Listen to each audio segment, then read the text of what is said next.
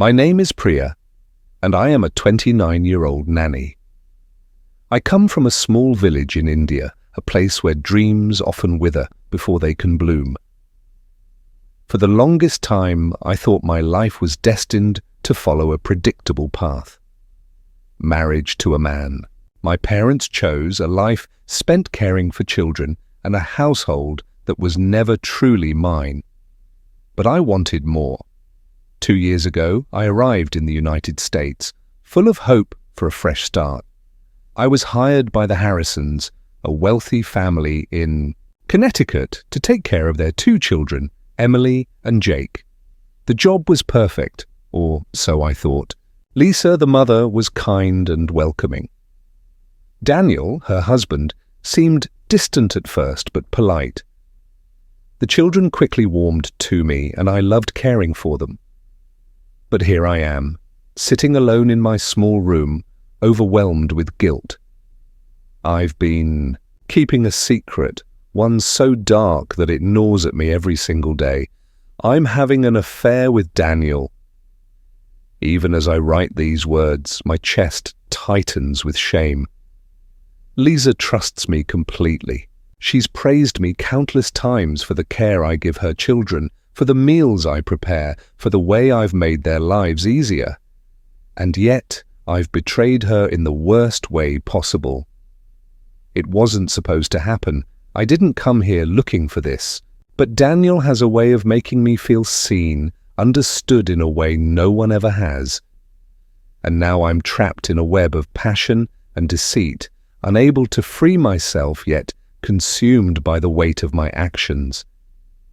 Every day I tell myself it's time to stop, to walk away, but the thought of losing him, even though I know he's not truly mine, is unbearable. This secret affair has become both my greatest escape and my deepest regret. How did it come to this? How did I, a simple girl from India with dreams of a better life, end up here, hiding in the shadows of another woman's home?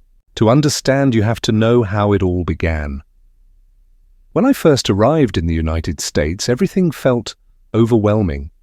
The air was cold, sharper than anything I'd ever felt back home, and the streets seemed impossibly wide. I had never been away from my family before, and as I walked out of the airport into the chaos of taxis and hurried strangers, I felt a pang of doubt. What was I doing here, thousands of miles away from the only life I'd known? The Harrisons were waiting for me when I arrived at their grand house in Connecticut. It was a sprawling home with white columns, manicured lawns, and large windows that seemed to sparkle even in the weak winter sun.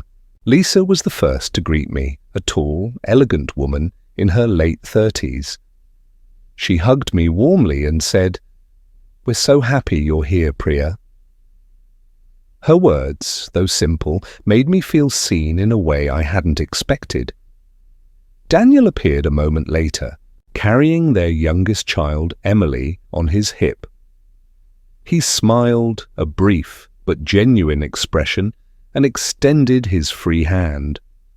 "Welcome," he said, his voice deep and steady. The children, Emily and Jake, were charming from the start. Emily was 3, with curly blonde hair and a mischievous grin, while Jake, at 6, was quieter, always clutching a book or some toy he wouldn't share.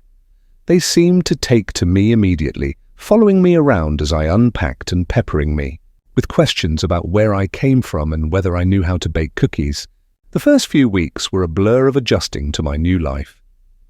I spent my days caring for the children, preparing their meals, and keeping the house in order. Lisa was busy with her career and social commitments, often leaving early and coming back late. Daniel, on the other hand, worked from home more often than I'd expected. He had a home office on the 2nd floor, and though he kept to himself, I noticed his presence. At first, I didn't think much of him. He was polite, but distant, always immersed in work or distracted by his phone. He wasn't overly involved with the children, though he seemed to love them in his own way. I thought he was just another busy American father preoccupied with providing for his family. But as the weeks turned into months, I began to notice things. The way his voice softened when he spoke to me, the lingering glances when we passed each other in the hallway, the way he would ask about my day even when Lisa was around. At first, I dismissed it as harmless kindness. It wasn't until one evening, months after I'd settled into the job, that I started to feel a shift. I had just put the children to bed and was cleaning up the kitchen when Daniel walked in. He was dressed casually in jeans and a sweater, his dark hair slightly tousled, as though he'd been running his hands through it. "You don't have to do all that," he said, gesturing to the dishes I was scrubbing. "It's part of my job," I replied, with a smile though my hands trembled slightly as I worked. He leaned against the counter, watching me for a moment. "Still," he said, "you do more than enough around here. Lisa and I are lucky to have you." Something in his tone made me pause. I looked up at him, and for the first time I felt the weight of his gaze. It wasn't the polite attention of an employer. It was something else entirely. I finished the dishes quickly and excused myself, retreating to my room. But that night, as I lay in bed, I couldn't stop replaying the moment in my mind. The way his voice had softened, the way his eyes had lingered on mine. From that night on, things began to change. Daniel seemed to find more excuses to be around when I was alone. He would ask for my opinion on trivial matters, linger in the kitchen while I cooked, or offer to help with tasks that didn't require his involvement. And though I tried to ignore the fluttering in my chest whenever he was near, it became harder with each passing day. I told myself it was nothing, that I was imagining things, but deep down I knew the truth. Something was building between us, something that scared me as much as it excited me. The night everything changed, I had no idea what was coming. It was a quiet evening, the kind that usually lulled me into a sense of security. Lisa had gone out for a charity dinner, dressed in a sleek black gown, her hair swept up elegantly. Daniel stayed home, saying he needed to finish some work, and I was left to my usual routine of putting the children to bed and tidying up. I remember humming softly to myself as I folded laundry in the living room. The house was still, the kind of peaceful quiet that often followed the children's bedtime chaos. I heard footsteps behind me and turned to see Daniel standing in the doorway. He wasn't in his usual button-down shirt and slacks, but a simple t-shirt and jeans, his hair slightly messy. "You're still working?" he asked, his voice softer than usual. "It's just laundry," I replied. Smiling briefly, he stepped closer, sitting down on the armrest of the couch. "You know you don't have to do it all, Priya. You already do so much. For us?"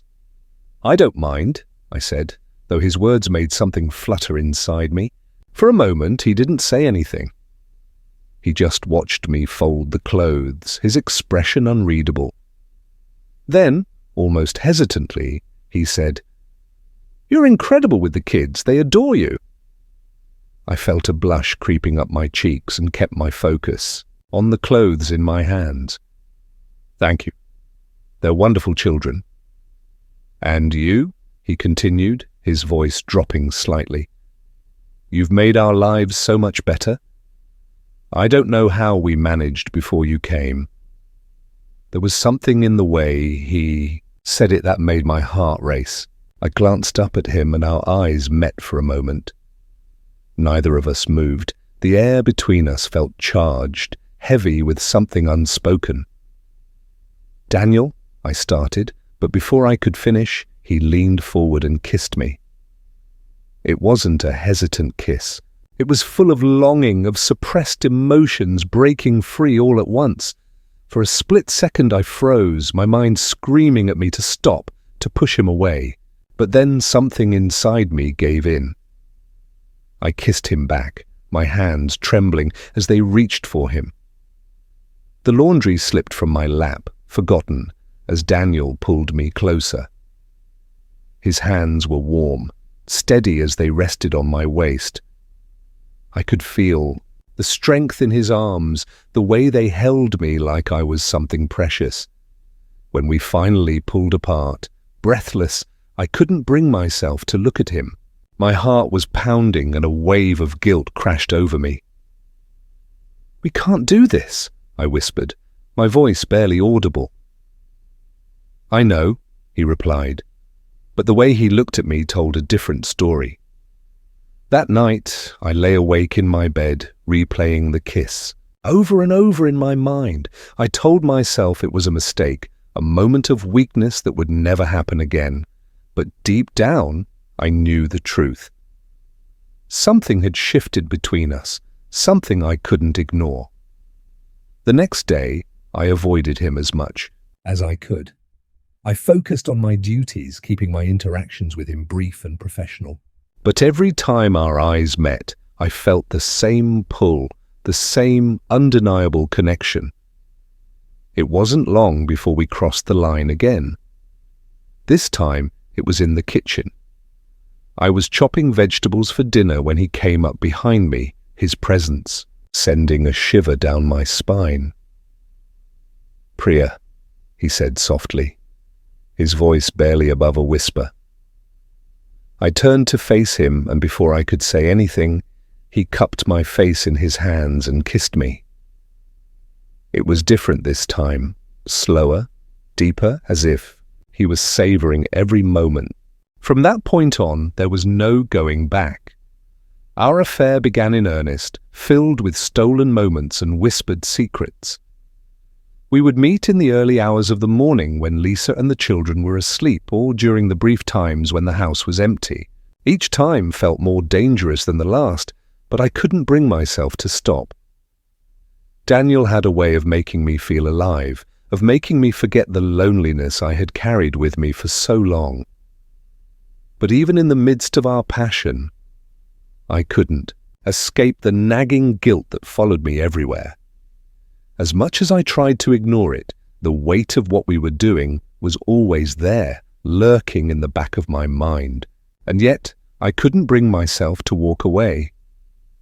Living a double life was both thrilling and exhausting. By day, I was the beautiful nanny, playing with Emily and Jake, helping with their homework, and making sure the household ran smoothly. By night, I became something else entirely. A woman caught in a whirlwind of forbidden passion. Daniel and I became experts at hiding our affair. We avoided eye contact when Lisa was around, kept our conversations brief and casual, and made sure our stolen moments were hidden behind locked doors or during times we knew no one would disturb us. One afternoon, while Lisa was at her yoga class, Daniel and I found ourselves alone in the house. I was organizing the children's toys in the playroom when he walked in, shutting the door quietly behind him. "You've been avoiding me," he said, his voice low but teasing. "I haven't," I replied quickly, though we both knew it wasn't true. He stepped closer, the intensity in his gaze making my heart race. "Priya, you don't have to feel guilty every time you look at me." I looked away, my hands fumbling with a stack of building blocks. "Lisa doesn't deserve this," I whispered. "And what about what I deserve?" he countered, his voice softer now. "I've been happier these past few months than I have in years. That's because of you." I didn't know how to respond to that. His words made my chest tighten with both guilt and longing. Before I could think of what to say, he reached out and tucked a strand of hair behind my ear, his fingers brushing my skin. "Priya," he said, his voice barely above a whisper, "you're the best thing that's happened to me in a long time." It was moments like these that made it impossible for me to walk away. When he looked at me like that, when he spoke to me in that quiet, heartfelt way, I felt like I was the only person in the world who mattered to him. But The reality of our situation was never far from my mind. Every time I saw Lisa laughing with her children or thanking me for taking care of them, the guilt hit me like a wave. I started to question everything, my choices, my feelings, even my worth. How could I betray someone who had shown me nothing but kindness? And yet I couldn't bring myself to stop. Our secret moments grew more frequent and more daring. There were stolen kisses in the kitchen when the children were playing outside, whispered conversations late at night when everyone else was asleep, and even a few brief encounters in his car when Lisa was out running errands. One night, after the children were in bed, Daniel and I sat together in his office, the door locked to ensure no one would walk in. He poured us each a glass of wine, something he rarely did, and we sat in silence for a moment before he spoke. "Do you ever regret this?" he asked, his voice quiet. I hesitated, swirling the wine in my glass. "Every day," I admitted. "But that doesn't mean I want it to end." He reached for my hand, his fingers threading through mine. "Neither do I," he said softly. The weight of his words stayed with me long after I left his office that night. As much as I wanted to believe that what we had was real, a part of me couldn't shake the feeling that it was only a matter of time before everything came crashing down. The guilt was like a shadow, always lurking, always there. No matter how much Daniel tried to reassure me, I couldn't silence the voice in my head that reminded me of the betrayal I was committing every single day. Lisa's kindness only made it worse. She often told me how much she appreciated me, how lucky they were to have me in their lives. Her trust in me was unwavering, and that trust felt like a knife twisting deeper with every moment I spent with her husband. One afternoon, Lisa and I were sitting in the living room while the children napped. She was scrolling through her phone, sipping tea, and she suddenly looked up at me with a smile. "Priya," she said warmly, "you've been such a blessing to this family. I don't know how we managed before you came." Her words, meant as a compliment, hit me like a blow. I forced a smile, mumbling a thank you, but inside I felt like I was crumbling. How could I look her in the eye knowing what I was doing behind her back? That evening, I stayed in my room longer than usual, avoiding Daniel's attempts to draw me into conversation. I stared at the ceiling, replaying Lisa's words in my mind. Was it worth it? Was the passion and connection I felt with Daniel worth the betrayal of a woman who had treated me like family? But when Daniel knocked on my door later that night, all my resolve melted away. He stood there, his expression serious, and without a word stepped into the room and closed the door behind him. "I know you're upset," he said, sitting on the edge of my bed. "It's not right," I blurted, my voice trembling. "What we're doing, it's wrong. Daniel, Lisa doesn't deserve this. The kids don't deserve this." He reached for my hand, his touch sending a familiar warmth through me. "I know it's complicated, Priya, but it feels right to me." His words were like a balm to my guilt, soothing me even as they added to the turmoil inside me. I wanted to believe him, to believe that what we had was something more than just a fleeting affair. But the weight of what we were doing was becoming too much to bear. In the days that followed, I threw myself into my work, trying to create distance between us. I avoided being alone with Daniel, ignored his texts, and kept my interactions with him as brief as possible. But it was like trying to hold back the tide. No matter how much I tried to resist, I couldn't escape the pull he had on me. One evening, I sat in the children's playroom, watching Emily and Jake build a tower with their blocks. Their laughter, filled the room, pure and untainted by the messiness of adult life. For a moment, I envied them, their innocence, their freedom from guilt and regret. Emily looked up at me with her big blue eyes and said, "Priya, will you stay with us forever?" Her words made my chest tighten. I forced a smile and said, "I'll be here for as long as you need me." But even as I said it, I knew it wasn't true. I couldn't keep living this double life. Something had to change. Chapter 6. The Turning Point. Everything came to a head one evening when Lisa came home earlier than expected.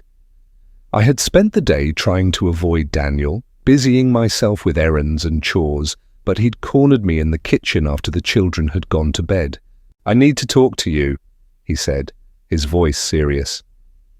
"Daniel, not now," I whispered, glancing nervously toward the hallway. "Priya," he said, stepping closer, his hand brushing mine. "We can't keep doing this halfway." The sound of the front door opening cut him off. My heart leapt into my throat as Lisa's voice called out, "I'm home!" Daniel froze, his hand still on mine, and for a moment neither of us moved. Then, as if waking from a dream, he stepped back, his expression unreadable. I quickly turned to the sink, pretending to wash a dish as Lisa walked into the kitchen. "Hey," she said cheerfully, setting her purse on the counter. "You're both still up?" "Just finishing up some work," Daniel said smoothly, his voice steady. Lisa didn't seem to notice anything out of the ordinary, but the close call left me shaken. Later that night, as I lay in bed, I couldn't stop thinking about what would have happened if she'd walked in a few seconds earlier.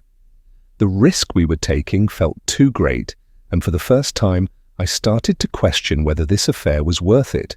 The following day, Daniel tried to talk to me again, but I avoided him, claiming I was busy with the children.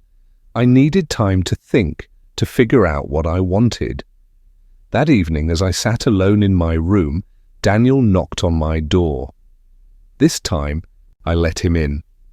"We need to stop," I said, before he could say anything. His brow furrowed, and he stepped closer. "Priya, I know you're scared, but it's not just fear," I interrupted, my voice shaking. "It's wrong, Daniel. Lisa trusts me. The kids love me. I can't keep betraying them like this." He sat down on the edge of my bed, running a hand through his hair. "Do you think I don't feel guilty?" "I do every day. But I also know that what I feel for you is real. I can't just turn it off."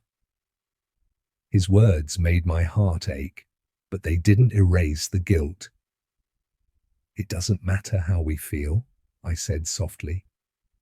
"We're hurting people who don't deserve it." For the first time, I saw something close to vulnerability in his eyes. "Priya," he said, his voice breaking, "I don't know how to let you go." I looked away, tears stinging my eyes. Maybe it's time we figure out how. The days that followed were some of the hardest of my life. I avoided Daniel as much as possible, pouring all my energy into caring for Emily and Jake. But even as I tried to move on, the weight of our affair lingered, a constant reminder of the lines we had crossed. One evening, Lisa asked me to sit with her while the children played outside. She poured us both a cup of tea and said, "You've been quieter lately. Is everything okay?" For a moment, I thought about telling her the truth. The words hovered on the tip of my tongue, but I couldn't bring myself to say them. Instead, I forced a smile and said, "I've just been a little tired. Nothing to worry about." She nodded, her eyes filled with concern. "You work so hard, Priya. If you ever need anything, just let me know." Her kindness made my guilt feel unbearable. That night, as I lay in bed, I made a decision. I couldn't keep living this way. I couldn't keep betraying Lisa and pretending everything was fine. The next morning, I wrote a resignation letter. I didn't explain the real reason for my departure. How could I? Instead, I told Lisa that I needed to return to India to take care of my aging parents.